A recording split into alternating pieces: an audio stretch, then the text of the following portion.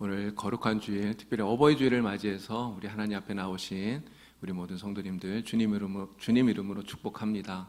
날마다 하나님 은혜 가운데 사시고 정말 행복한 가정을 이루는 우리 모든 봉상교회 성도들이 다 되기를 간절히 바랍니다.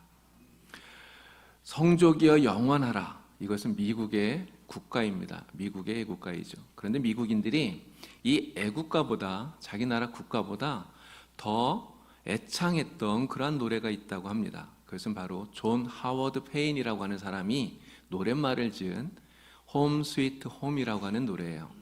우리나라에서는 이 노래가 즐거운 나의 집 이렇게 번안이 되어서 제 기억에는 이 중고등학교 교과서에도 이 노래가 실렸던 것 같습니다.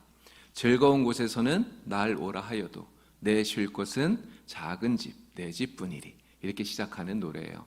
여러분 대부분 아마 이 노래를 다 잘 아실 거라고 생각이 됩니다. 미국에서는 이 노래에 얽힌 아주 감동적인 그러한 일화가 하나 있습니다. 남북전쟁이 한창이던 1862년 12월에 일어난 일이라고 합니다. 프레더릭스버그 전투에서 일어난 일인데요. 당시에 남부군하고 북부군이, 남군과 북군이 래퍼해녹이라고 하는 강을 사이에 두고 정말 치열한 그러한 전쟁을 벌이고 있었습니다. 근데 그 치열한 전투 중에 이제 밤이 되어서 전쟁이 좀 이렇게 소강 상태가 되었는데요. 군악대에서 연주를 시작을 했는데 바로 이 곡, 이 홈 스위트 홈, 이 곡을 연주를 하기 시작을 한 거예요. 이 전쟁터라고 하는 것은 서로를 죽이고 죽는 그러한 자리 아닙니까? 그런데 이 전쟁터에서 울려 퍼지는 이 홈 스위트 홈, 이 곡을 사람들이 들으면서 야, 이 마음이 어땠을까 이런 생각이 들어요. 그 연주를 듣는 병사들의 마음속에 다들 고향이 생각나지 않았겠습니까? 또 고향에 계신 어머니가 생각이 났겠죠. 어머니를 생각하면서 어머니 얼굴을 떠올리니까 눈에는 눈물이 줄줄 흐르고 마음이 다 녹아버렸을 것 같아요. 그러면서 한 사람, 두 사람 이 노래 연주를 따라서 노래를 부르기 시작을 했는데요. 그러다가 결국은 서로 적들이라고 하는 것도 다 잊어버리고 이 남군과 북군이 다 같이 합창으로 이 홈 스위트 홈, 즐거운 나의 집, 이 노래를 밤새도록 불렀다고 하는 그런 이야기예요. 그래서 제가 이렇게 기록을 찾아봤더니 24시간 동안 전쟁을 휴전하기까지 했다고 그렇게 이야기를 하더라고요. 많은 사람들에게 이 가정의 소중함을 일깨워 주었던 홈 스위트 홈이라고 하는 이 노래, 이 노래의 노랫말을 지은 존 하워드 페인, 우리가 이 사람을 생각해 보면요, 굉장히 행복한 그런 가정을 가졌을 것 같다 이런 생각이 들어요. 그런데 사실은 그렇지 않습니다. 이 페인은 평생을 결혼하지 않고 혼자 살았다고 합니다. 그래서 이 사람에게 있어서 행복한 가정에 대한, 행복한 집에 대한 기억은 어린 시절 자신의 부모와 함께 살았던 그 기억밖에는 없었다고 그래요. 그래서 이 홈 스위트 홈에 이 노랫말을 짓게 된 것도 그러한 행복한 집에 대한 그러한 그리움이 너무나 간절했기 때문이 아닐까 이렇게 생각을 해봅니다. 1842년에 이 페인은요, 아프리카 튀니지에 미국 영사로 부임하게 됩니다. 그리고 10년 동안 그곳에서 영사로 근무하다가 행복한 집에 대한 그런 그리움을 가슴에 안고 아프리카 땅인 튀니지에서 생을 마감하게 되죠. 그리고 나서 31년이 지났는데 31년이 지난 1883년에 미국 정부에서 군함을 보내서 이 페인의 유해를 미국으로 운구해 오게 됩니다. 그의 유해가 뉴욕항에 들어오게 되었는데요.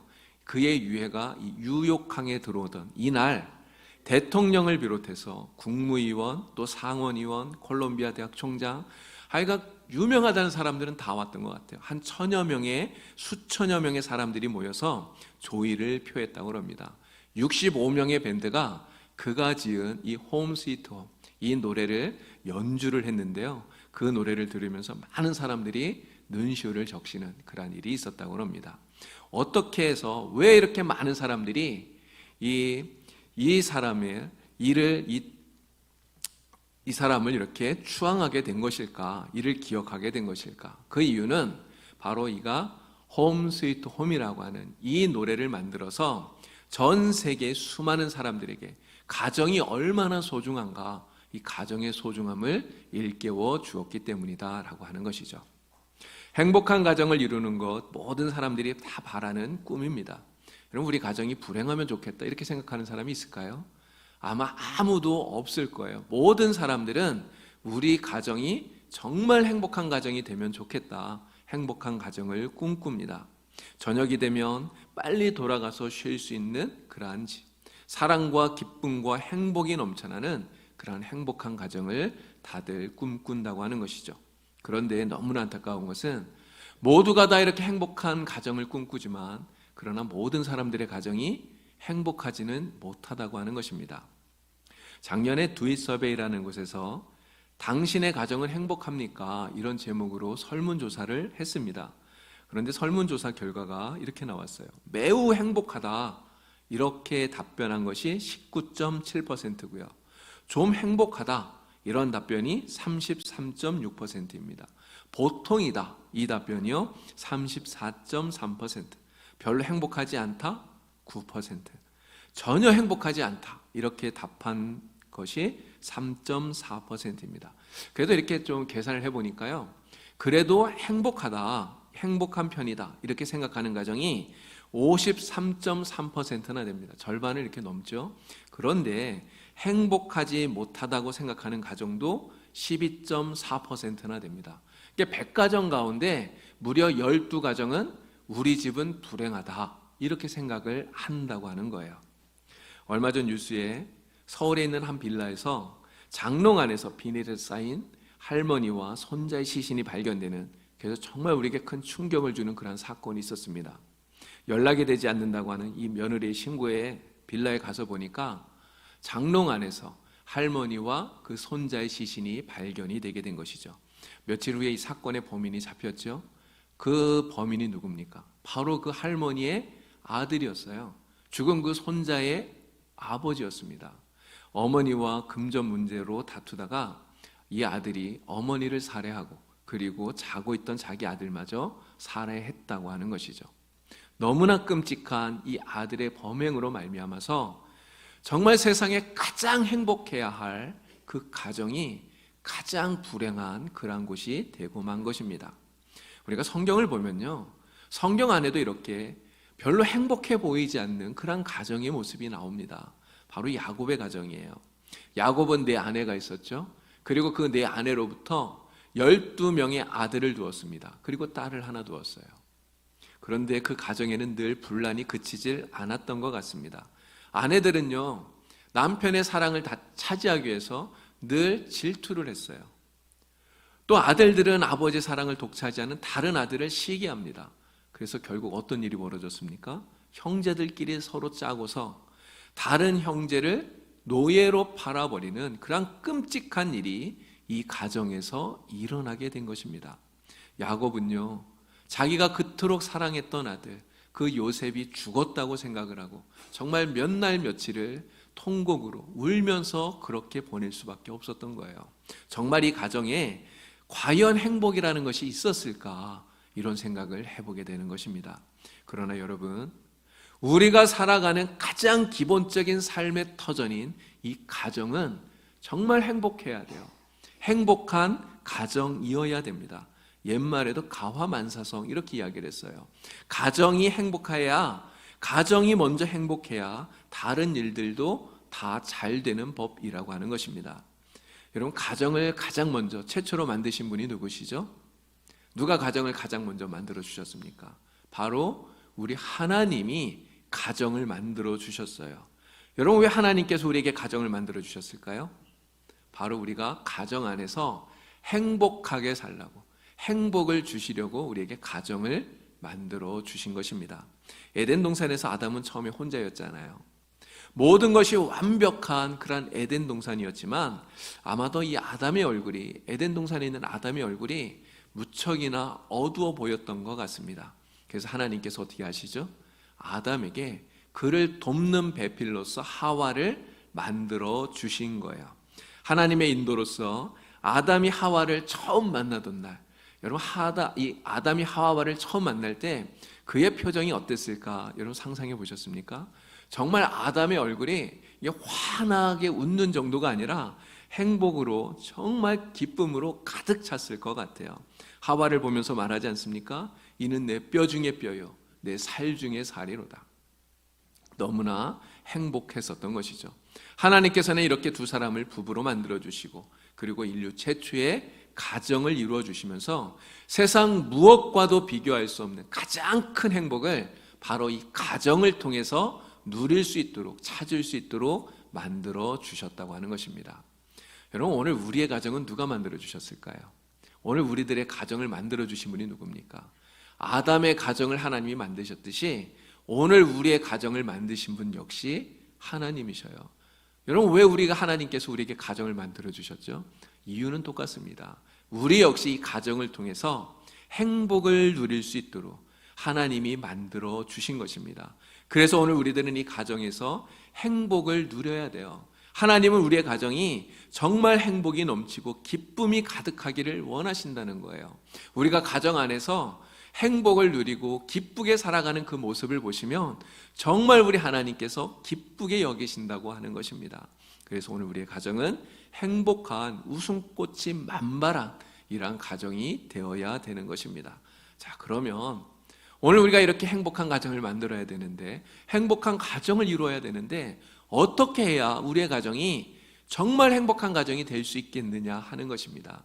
오늘 우리가 읽은 이 잠언서 15장 16절에서 18절까지 있는 이 말씀이 오늘 우리의 가정을 행복하게 만드는 세 가지 중요한 비결을 가르쳐주고 있다고 생각을 합니다. 오늘 이 말씀을 통해서 우리의 가정을 행복하게 만들어가는 여러분들이 다 되시고, 정말 하나님이 만들어주신 우리의 가정에서 날마다 행복과 기쁨을 누리는 여러분들이 다 될 수 있기를 우리 주님의 이름으로 축원을 드립니다.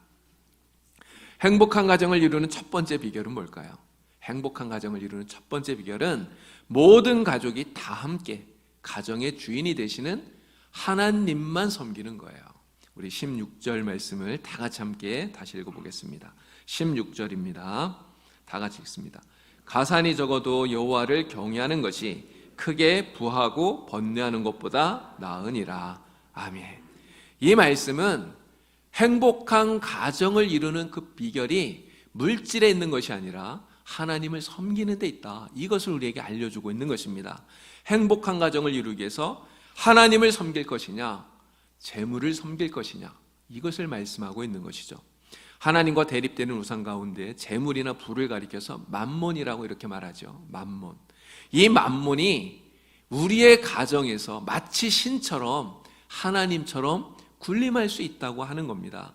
그래서 맘몬을 섬기는 사람들은요, 돈이 있어야만 행복하다고 생각해요. 돈이 없으면 불행하다고 생각하는 것입니다. 맘몬이 사람들의 눈을 가려서 재물만 보게 하고, 재물이, 물질이 가장 중요한 것처럼, 가치 있는 것처럼, 귀한 것처럼 그렇게 여기도록 속이고 있기 때문에 그런 것입니다. 그래서 맘몬을 섬기는 사람들은요, 정말 돈 한 푼 때문에 손을 떨어요. 이런 사람들은 돈 앞에서 부모도 자식도 형제도 없는 것입니다. 실제로 우리 사회 속의 사람들 보면요, 형제들끼리 돈 때문에 다투는 사람들이 진짜 많이 있습니다. 법정에서 싸우는 일들이 정말 있어요. 기업의 후계자 자리를 놓고 뭐 왕자의 난이니 뭐 이런 이야기들 하지 않습니까? 그러면서 형제들끼리 싸움을 벌이는 이러한 일들이 뉴스거리로 지금도 나오고 있다고 하는 것입니다. 그래서 맘몬이 주인 행세를 하는 그 가정에서는 절대로 행복을 누릴 수 없다는 것을 우리가 분명히 알아야 되는 것이죠. 예수님께서는 분명히 말씀하셨어요. 재물과 하나님을 겸하여 섬길 수 없다. 우리 주님의 말씀입니다. 우리가 살아가는데 재물이 필요하죠. 물질이 필요합니다. 그러나 우리가 분명히 알아야 되는 것은 재물이 많아야만, 물질이 많아야만, 돈이 많아야만 행복하다? 절대 그렇지 않다는 것입니다. 비록 가산이 적더라도, 가진 것이 적어서 우리가 살아가는데 좀 불편함이 있다 하더라도 가정의 주인이 되시는 하나님을 섬기는 것이 그 가정이 가장 행복한 가정이 된다는 것이죠. 복의 근원이신 하나님께서 그 가정과 함께하여 주시고, 그리고 그 가정에 은혜를 베풀어 주시고, 그리고 복을 주시기 때문에 그런 것입니다. 하버드 대학에서 조사한 결과에 따르면 미국 사람들은요, 보통 25쌍이 결혼을 하면 한 쌍이 이혼을 한다고 그래요. 그런데 부부가 모두 그리스도인인 경우에 함께 신앙생활하면서 매일 가정 예배를 드리고 성경을 읽고 기도하는 그런 부부들은 1000쌍이 결혼을 하면 그 가운데 한 쌍이 이혼을 한답니다. 여러분, 이것만 봐도 정말 행복한 가정에 되는 그 비결은 가정의 참 주인이 되시는 우리 하나님을 섬기는 것이다 하는 것을 알 수가 있습니다. 고넬료는 이방인이었어요. 그러나 고넬료에 대해서 성경이 뭐라고 말합니까? 고넬료는 온 지방과 더불어서 하나님을 경외하며 섬기는 자, 이렇게 말하고 있습니다. 이처럼 하나님을 섬기던 고넬료의 가정을 하나님께서 기억해 주셨어요. 그리고 어떻게 하셨습니까? 베드로를 보내셔서 그 가정에 복음을 전해주시고, 그리고 이방인들 가운데 가장 최초로 성령을 받는 그런 가정이 되게 하시고 온 가정이 구원받는 놀라운 은혜를 그 가정에 베풀어 주셨던 것입니다. 여러분, 온 가족이 다 함께 우리 가정의 주인이 되시는 하나님만 섬기는 것이, 그것이 바로 우리 가정이 행복해지는 비결입니다. 자자손손 하나님만 섬기는 이러한 믿음의 가정이 되어서 하나님 안에서 참으로 행복한 가정이 다 될 수 있기를 우리 주님의 이름으로 축원을 드립니다. 행복한 가정을 이루는 두 번째 비결은 가족 간에 서로를 진심으로 사랑하는 거예요. 우리 17절에 있는 말씀을 다시 한번 읽겠습니다. 17절입니다. 다 같이 말씀을 읽습니다. 채소를 먹으며 서로 사랑하는 것이 살진 소를 먹으며 서로 미워하는 것보다 나으니라. 아멘. 자, 이 말씀은 행복한 가정을 이루는 비결이 가족 간의 사랑에 있다는 것을 우리에게 알려주고 있죠. 가족들이 서로 사랑하면서 그로부터 파생되어지는 신뢰와 믿음이 있을 때 행복한 가정이 된다고 하는 것입니다. 여러분, 우리 가정이 행복의 터 위에 제대로 세워지기 위해서는 정말 무엇보다 사랑과 배려가 필요해요. 비록 가난하게 살지라도 서로를 아껴주고 사랑하면서 끔찍히 위하면서 가정의 행복을 만들어가는 사람들이 그 누구보다 위대한 사람인 것입니다. 영국의 시인인 스와인이라고 하는 사람이요, 이런 이야기를 했어요. 요즘 시대는 집은 있는데 가정은 없다, 이렇게 말하면서 이런 말을 합니다. 가정은 사랑하는 사람들이 있는 곳이다. 아무도 반갑게 맞이할 사람이 없는 곳을 어찌 가정이라고 말할 수 있겠는가? 가정은 우리를 만나주고 사랑해주는 사람들이 있는 곳이다. 정말 그렇죠. 아무리 화려하고 넓은 정말 궁궐 같은 집이라 해도 그 안에 사는 가족들이 서로 사랑하지 않는다면, 그러한 사랑이 없다면 그것은 그냥 집일 뿐입니다. 그냥 화려한 건물일 뿐인 것이죠. 가정이라고 말할 수 없다는 것입니다. 그런데 요즘 정말 그런 집들이 있는 것 같아요. 아버지는 아버지대로, 또 어머니는 어머니대로, 자식들은 자식들대로 그냥 서로 대화도 없고 소통도 없고 서로 대해서 무관심한, 그래서 집은 그냥 잠만 자고 밥만 먹는 여관 같은 곳이 되어버린 이러한 집들이 정말 있다고 하는 것입니다. 그러나 이러한 가정이 행복이 있을까요? 행복이 있을 리 없습니다. 물이 없는 곳에서는요, 물고기가 살 수 없잖아요. 사랑이 없는 곳에서는 절대로 행복이 만들어지지 않는 것입니다. 김소운이 쓴 가난한 날의 행복이라고 하는 수필이 있어요. 이 수필을 읽어보면 이런 이야기가 나옵니다.